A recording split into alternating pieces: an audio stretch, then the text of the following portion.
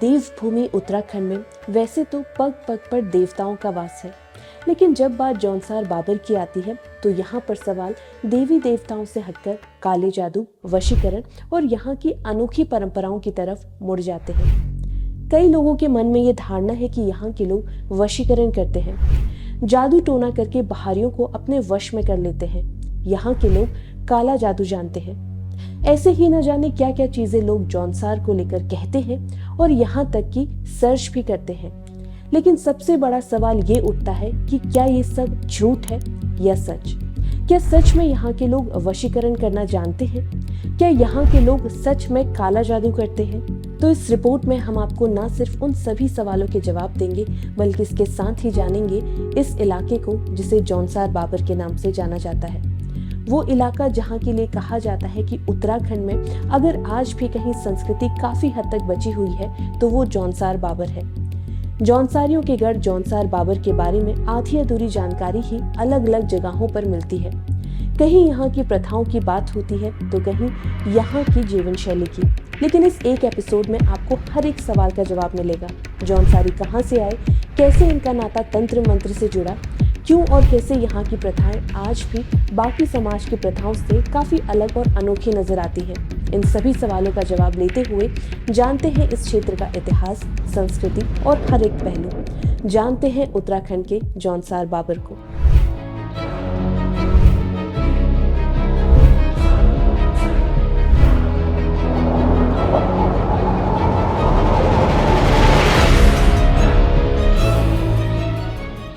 उत्तराखंड में अक्सर जब भी पहाड़ों और प्राकृतिक खूबसूरती की बात होती है तो गढ़वाल और कुमाऊं का नाम ही लिया जाता है। लेकिन उत्तराखंड की इन खूबसूरत वादियों में एक ऐसा भी समाज बसता है जहाँ की खूबसूरती और जहाँ का अतिथि सत्कार लोगों को वहीं का बना देता है, और वो समाज है जौनसारी समाज। जौनसारी समाज देहरादून के कालसी, चक्राता, त्यूनी से उत्तरकाशी के जौनपुर तक बसा है। ये इलाका जो टॉस और यमुना नदी के बीच बसा है, इसे ही जौनसार बाबर कहा जाता है। अब इस क्षेत्र का नाम जौनसार बाबर क्यों पड़ा?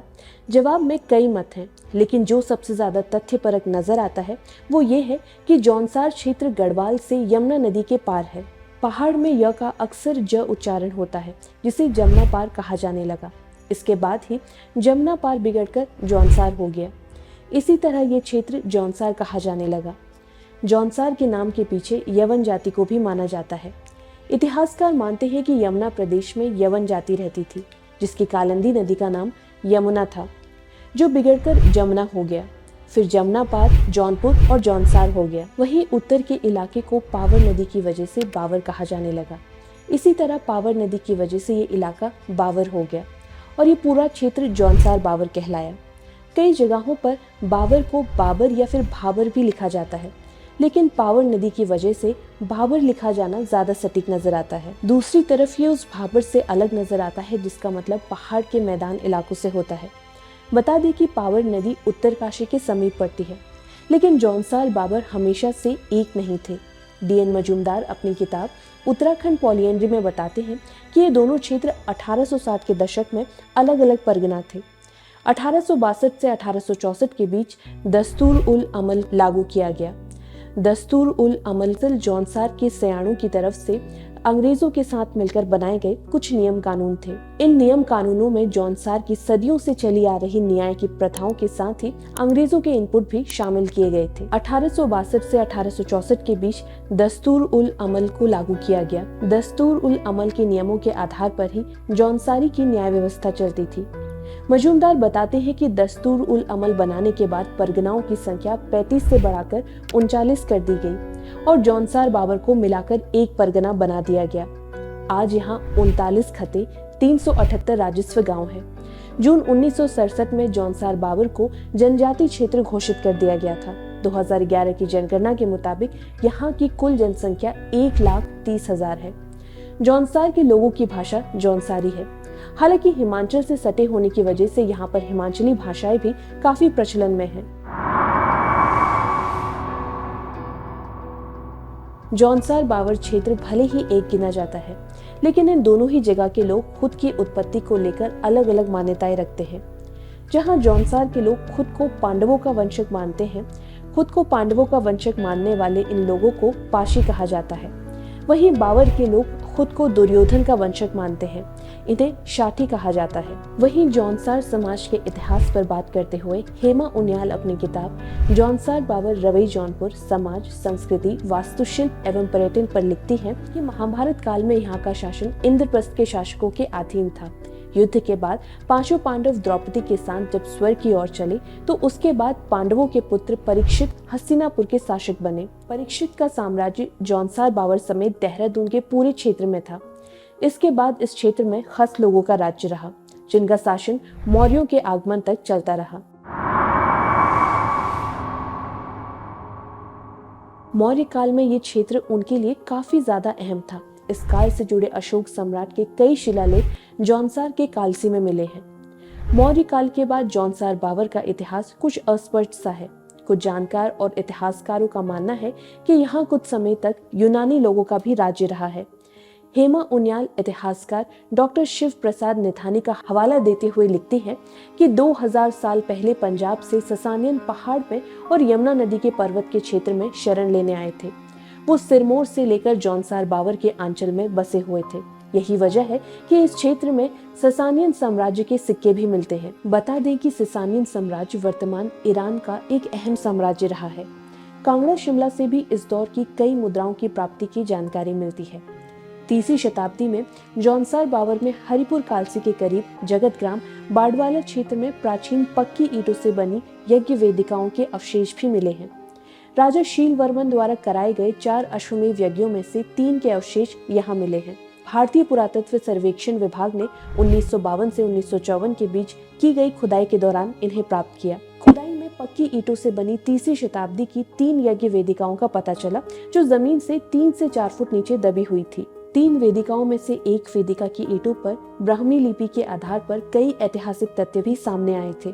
इन ऐतिहासिक तथ्यों के मुताबिक 1वीं से 5वीं शताब्दी के बीच आज के हरिपुर, सिरसावा, विकासनगर और लाखा मंडल तक युगशैल नामक एक साम्राज्य था। इस साम्राज्य की राजधानी हरिपुर थी। लाखा मंडल में भी कई ऐसे साक्ष्य मिले हैं जिनसे पता चलता है कि जौनसार बावर का इतिहास काफी प्राचीन है। लाखा मंडल में मौजूद भगवान शिव का मंदिर लगभग 12वीं से 13वीं शताब्दी के बीच का बना हुआ माना जाता है। जौनसार बावर पहले से ही गढ़देश का हिस्सा रहा है, लेकिन गुरखाओं के आगमन के बाद ये हिस्सा सिरमौर रियासत को चला गया। सिरमौर रियासत से कैसे ये वापस गढ़वाल का हिस्सा बना, इस पर हेमा उनियाल लिखती हैं कि 1815 में गोरखा युद्ध की समाप्ति पर अंग्रेजों ने अपना वादा निभाया। अंग्रेजों ने अपने वादे के मुताबिक पहाड़ के राजाओं को उनके पैतृक राज्य को सौंप दिया, लेकिन सिरमौर रियासत के साथ ऐसा नहीं हुआ। अंग्रेजों ने सिरमौर के राजा करमचंद्र को कम समझ वाला करार देकर उसे राज्य देने से इनकार कर दिया। तत्कालीन समय में इस क्षेत्र में तैनात अंग्रेज अफसर ने सिफारिश की कि सिरमौर को अंग्रेजी राज्य से ही मिला दिया जाए। अंग्रेज अफसर ने कहा कि अगर गवर्नर जनरल इस सुझाव से सहमत ना हो तो फिर करमचंद्र को गुजारा भत्ता दिया जाए और उनके पुत्र फतेह प्रकाश को राजा बना दिया जाए। आखिर में ये प्रस्ताव स्वीकार हुआ कि फतेह प्रकाश जब तक बालिक नहीं होता तब तक के लिए सिरमौर को 10 साल के लिए अंग्रेज सरकार के अधीन रखा जाएगा। और इस तरह 28 सितंबर 1815 को फतेह शाह को फतेह प्रकाश के नाम से गद्दी पर बैठा दिया गया। राजा नाबालिग था तो माता गुलेरी ने राजकाज संभाला। उनकी सहायता के लिए अंग्रेजी हुकूमत ने 15 जुलाई 1815 को कैप्टन जॉर्ज ब्रिज को गवर्नर जनरल का असिस्टेंट एजेंट नियुक्त किया, जो दिसंबर 1816 तक नाहन में रहा। 21 दिसंबर 1815 को गवर्नर जनरल ने फतेह शाह को एक संकी दी। इसमें बताया गया कि अंग्रेज सरकार सिरमौर के मोरनी, जगतगढ़ के किले, ख्यारदा दून और जौनसार बावर के क्षेत्र को अपने पास रख रही है। इसके साथ ही कुछ हिस्सा ठकुरई को दे दिया गया।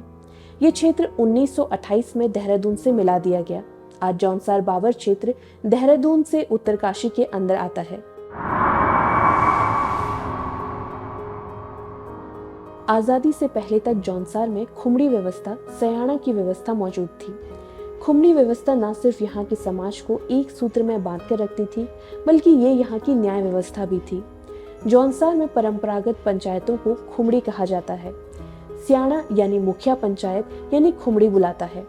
क्योंकि इसे सयाना या फिर स्याणा कहा जाता है तो इसे स्याणचाड़ी नाम से भी जाना जाता है। गांव के प्रत्येक परिवार का सदस्य इसमें उपस्थित होता है और खुमड़ी का निर्णय भी माना जाता है। अंग्रेज जब इस क्षेत्र में आए तो उन्होंने यहाँ की जो कानून व्यवस्था लागू थी उसे दस्तूर उल अमल नाम दिया। इसमें भले ही अंग्रेजों ने अपने इनपुट जोड़े, लेकिन मोटे मोटे तौर पर जौनसार समाज में जो सदियों से चली आ रही न्याय व्यवस्था थी, जैसे कि खुमड़ी समेत अन्य को शामिल रखा। D.N. मजुमदार हिमालय पॉलिएंड्री में बताते हैं कि यहाँ पर सयाना व्यवस्था काफी ज्यादा मजबूत रही है। हर परगना का एक मुख्य सयाना होता था। मुख्य सयाना के नीचे हर गांव का एक सयाना शामिल होता था। सयाना का काम इन गांवों का प्रबंधन करना और इनसे कर वसूल करना था। भले ही आज जौनसार बावर में भारत की न्याय व्यवस्था लागू होती है, लेकिन छोटे मोटे विवाद मामलों में आज भी खुमड़ी जैसी व्यवस्था का पालन किया जाता है। जिस तरह जौनसार बावर क्षेत्र का इतिहास और न्याय व्यवस्था पुरानी है, उसी तरह यहाँ की संस्कृति, भाषा, प्रथाओं का नाता भी काफी सदियों पुराना है।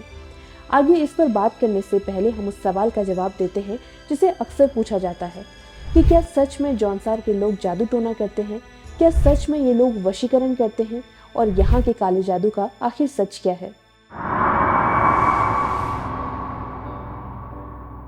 जिस तरह पूरे उत्तराखंड में देवी देवताओं और भूत पिशाचों को लेकर किस्से कहानियां हैं और उनके उपचार की विधियां हैं, कुछ उसी तरह जौनसार बावर में भी ये काफी ज्यादा पर्याप्त था और है। जौनसार में काले जादू को लेकर हेमा उनियाल अपनी किताब में बताती है कि जौनसार में तंत्र मंत्र जादू टोना अस्तित्व में रहा है। ये सिर्फ अस्तित्व में ही यहाँ पे नहीं रहा, बल्कि ये एक विद्या के तौर पर यहाँ गिना जाता था। लंबे समय तक जौनसार बावर इलाके में इन विद्याओं का खूब इस्तेमाल हुआ। यही विद्या थी जो यहाँ के समाज को कुरीतियों और अपराधों को पनपने से रोका करती थी। ज्यादातर जादू टोना और तंत्र मंत्र में देव शामिल होते थे। हेमा उनियाल लिखती हैं कि जिन्होंने इस पर विशेष परिश्रम करके इन विद्याओं को सीखा, जाना और इनका प्रयोग किया, आखिर में उनका बुरा हाल हुआ। यही वजह है कि बाद में इन लोगों ने इन विद्याओं को नहीं अपनाया और इस तरीके से तंत्र मंत्र की विद्याएं धीरे धीरे समाप्त होती रही हैं। वहीं राष्ट्रीय जल विज्ञान संस्थान रुड़की के शोध उत्तराखंड के जनजातीय क्षेत्र जौनसार बावर की आस्थाएं और लोक परंपराओं में बताया गया कि जौनसारी समाज में पुराने रीति रिवाज के चलते अपने हित के लिए अनोखे तरीके अपनाए। शोध में बताया गया कि यहाँ पर जब भी कोई व्यक्ति बीमार हो जाता है या फिर अचानक किसी के घर के बने हुए काम बिगड़ जाते हैं तो उसे देव प्रकोप और भूत प्रेत का प्रकोप माना जाता है। फिर इन दिक्कतों का निवारण करने के लिए ताबीज बनाया जाता है, जिसे भुजड़ी कहा जाता है। नजर उतारना, मनौती करने समेत अलग अलग तरह की विद्याएं अपनाई जाती रही हैं। आज भी काफी हद तक इन विद्याओं को अपनाया जाता है। ऐसी ही एक अनोखी प्रथा है दुड़ीत की। दुड़ित की तरह ही लून लोटा की प्रथा भी आज काफी हद तक कायम है, जिसमें व्यक्ति को कसम खिलाई जाती है। जौनसार बावर क्षेत्र में जड़ी बूटियों की व्यापक उपलब्धता है। यहाँ के निवासी इनके बारे में काफी जानकारी रखते हैं। यहाँ जड़ी बूटी के विशेष जानकार हैं, जिन्हें जड़ियारे कहा जाता है। ये जड़ियारे इन जड़ी बूटी से कई रोगों का इलाज करते हैं और इसमें देव शक्तियों का पूजन भी शामिल होता है। यही वजह है कि जौनसार समाज में सुख, शांति, निरोग और स्वस्थ रहने के लिए जड़ी बूटी, तंत्र मंत्र और ज्योतिषी का सहारा लिया जाता है। इसे देव चिकित्सा पद्धति भी कहा जाता है। वैसे देखा जाए तो नजर उतारना और बीमार होने पर देवताओं की पूजा करना पूरे उत्तराखंड में एक आम बात है। हालांकि जब काले जादू या फिर वश में करने जैसी बातें आती है तो इस पर हेमा उनियाल खुद का अनुभव शेयर करती हैं। वो लिखती है कि जौनसार में हम कई निर्जन क्षेत्रों में गए। इन क्षेत्रों में हमारा कोई पहले से जानने वाला नहीं था। हमने इन क्षेत्रों में रात्रि विश्राम भी किया, लेकिन ऐसा कुछ हमें नजर नहीं आया।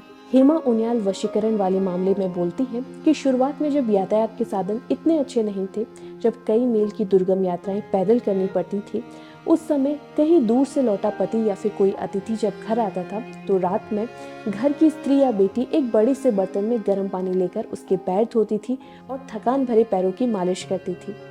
हेमा उनियाल कहती है कि जौनसार के लोगों के इस अतिथि पूर्वक प्रेम व्यवहार को बाहर के लोगों ने गलत प्रचार किया और इसे अपने वश में करने जैसी साजिश तक बता दिया, जबकि ऐसा कतई नहीं है। वो कहती हैं कि इस भोले भाले, सरल और परंपरावादी समाज का कभी ये उद्देश्य रहा ही नहीं। सांस्कृतिक विशेषज्ञ नंदलाल भारती भी अपने एक इंटरव्यू में यही बात दोहराते हैं। वो कहते हैं कि जौनसार बावर में दिए जाने वाले प्रेम और अतिथि सत्कार का बाहरी लोगों ने गलत तरीके से प्रचार किया। इसका असर पूरे जौनसार बावर में पड़ा। जौनसार के लोग अपने प्रेम व्यवहार और अतिथि सत्कार से ही मंत्रमुग्ध कर देते हैं और अनजाने व्यक्ति को भी अपना बना लेते हैं, लेकिन इसमें कोई छल कपट शामिल नहीं है। जौनसार बावर हमेशा से ही अपनी प्रथाओं और संस्कृति के लिए दुनिया भर में विख्यात रहा है, फिर चाहे वो बहुप्रति प्रथा हो या फिर मासू देवता या फिर बात हारुल की। आगे हम जौनसार के प्रमुख देवी देवताओं और लोकगीतों पर तो बात करेंगे ही, लेकिन उससे पहले यहाँ की प्रथाओं पर बात करते हैं। जौनसार की प्रथाओं को लेकर कई शोध हो चुके हैं और हर एक शोध में यही बात सामने आई है कि जौनसार में ज्यादातर प्रथाएं यहाँ की जरूरत के हिसाब से ही बनाई गई। बहुप्रति प्रथा, जिसका मतलब है एक महिला का एक से ज्यादा पति होना। इस प्रथा के पीछे जरूरत यही रही कि यहाँ हमेशा से सीमित संसाधन रहे। ऐसे में अगर हर लड़का अलग अलग शादी कर लेता तो बंटवारे का खतरा बना रहता और संसाधन कम पड़ने की आशंका रहती। यही वजह है कि सभी भाइयों के लिए एक ही पत्नी लाई जाती। इस प्रथा में भी नियम हुआ करते थे, जिसे महिला से जन्मे बच्चे को बड़े भाई का बच्चा ही समझा जाता था।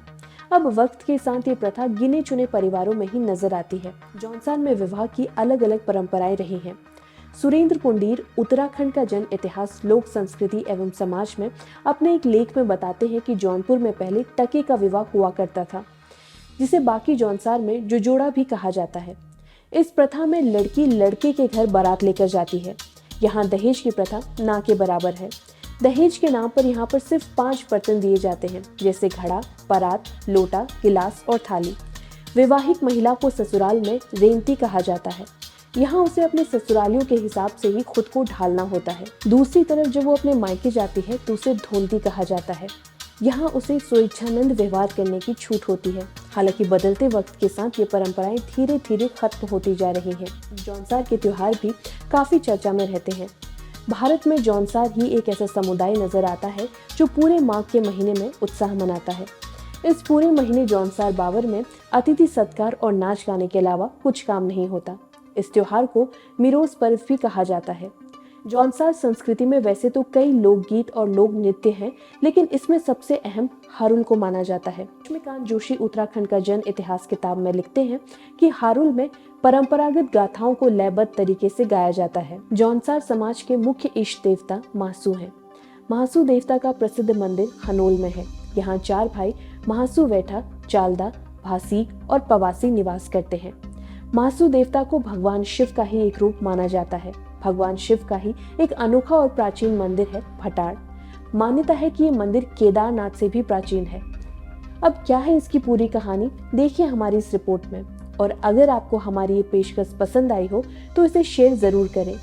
वैसे तो जौनसार बावर को लेकर बहुत कुछ है जो लिखा और दिखाया जा सकता है, लेकिन इस रिपोर्ट में हमने आपको जौनसार बावर का एक ओवरव्यू देने की कोशिश की है और यहाँ इतिहास, भूगोल से लेकर संस्कृति और परंपराओं पर भी नजर डालने की कोशिश की है। उम्मीद करते हैं कि आपको हमारी ये कोशिश पसंद आई हो। इसके साथ ही अगर आपके मन में जौनसार को लेकर कोई भी सवाल उठता है या फिर आपको जानकारी चाहिए तो आप हमें कमेंट बॉक्स में ज़रूर लिखें। हमारी पूरी कोशिश रहेगी कि हम उन सवालों का जवाब देने की कोशिश करें। तब तक के लिए अगर आपको हमारे एपिसोड पसंद आए तो इसे लाइक और शेयर ज़रूर करें। इसके साथ ही हमारे चैनल को सब्सक्राइब करना ना भूलें। धन्यवाद।